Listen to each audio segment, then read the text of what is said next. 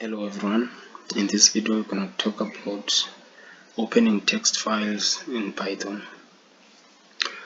So to open a file we use a built-in function called open. So let's say call a file, just say f as equal to use the function open, and within the open we write the name or the name of the file that you want to open. So I already have created a file called my file and txt, the extension of the file. So this function, the open function, returns a file object, and that object has a read method. That method is used for reading the content that is within that file. So let's now see the content that I've placed in this file. So I just copied and pasted some text on one of my documents. So let's print the content that is in the file. So this is the object. So let's say f dot read and see what is in that file I've created.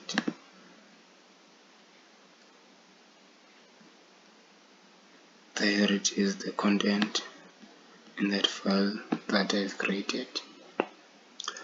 But now sometimes you might want to read a file that is located onto a different folder. So in that case you'll have to specify a location of the file you want to read. You can say maybe say tree, specify the location, maybe say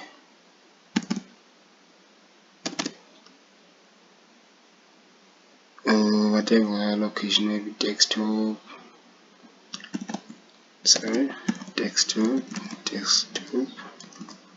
then you specify the name of the file. Specify the name of the file, my file.txt. Yes. But now my file that I've created is within the same folder as my project, so I need not to specify the location.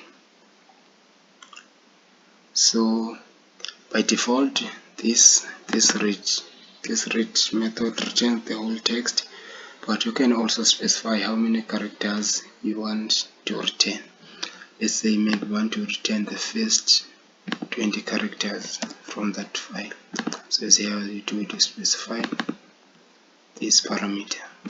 So let's run and see.